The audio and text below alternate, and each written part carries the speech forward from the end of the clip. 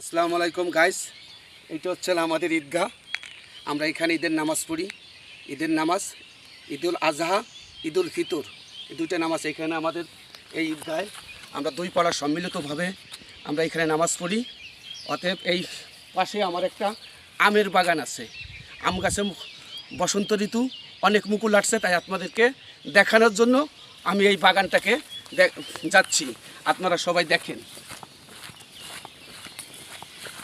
সবাই দেখেন, যে কী সুন্দর বই লাগছে। আমার মতো আপনারা শৌখিন হবেন, আমার মতো আপনারাও শখ করবেন। যদি বাড়ির পাশে যদি কোনো পরিত্যক্ত জায়গা থাকে, যদি কোনো খালি জায়গা থাকে, এখানে একটা গাছ রোপণ করবেন।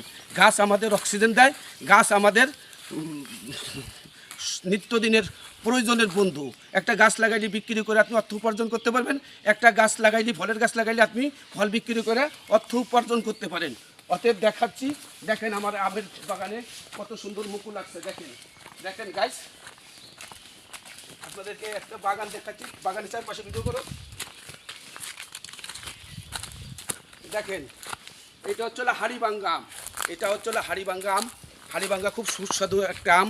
অতএব এই যে আম গাছটা এরকম মুকুল আসছে। দেখেন কি সুন্দর মুকুল আসছে, দেখেন কি সুন্দর মুকুল আসছে আমের মুকুল। এই দেখেন, আমি একবার স্প্রে করছি, আর একটা স্প্রে এখন 2-1 দিনের ভিতর দিব। অতএব যাতে বইলটা শক্ত থাকে, মুকুলটা যাতে ঝরে না যায়। অতএব আপনারা দেখেন আমার যে কত বড় বাগান। আপনারা আমার মতো এরকম আপনারা শখ করবেন, বাড়ির আশপাশে একটাও খালি জায়গা পড়ে না থাকে। কত সুন্দর আমের মুকুল আসছে এবং অনেক আম ধরে এই গাছ বাগানে। অনেক মানুষ রাস্তার পাশে, তো ঈদগার পাশে, তো অনেক পথের লোক, অনেক এলাকার লোকজন ঘুরতে এসে অনেক আম খায়, অনেক আম পেড়ে নিয়ে যায়। এতে আমি খুশি কেন যে আমার কাছে আম ধরছে। অর্থাৎ মাঠের পাশে, ঈদগার পাশে, অতএব কী সুন্দর আম ধরছে। এই আমে আপনারা সবাই খায়, আমি এতে খুশি হই। কারণ খাইলে এবং পারলে আর কোনো ক্ষতি হয় না। অতএব আপনারা দেখুন কী সুন্দর দৃশ্য, কী সুন্দর লাইন ধরে আম গাছ লাগানো দিতেছে। অতএব আপনারা দেখেন গাইস, আপনাদের দেখানোর জন্য আমি এই বাগানটাকে আপনাদেরকে ভিডিওর মাধ্যমে দেখাচ্ছি।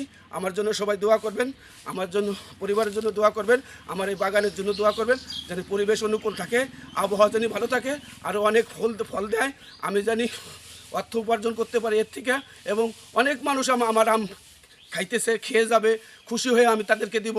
এইটাই আমার আশা।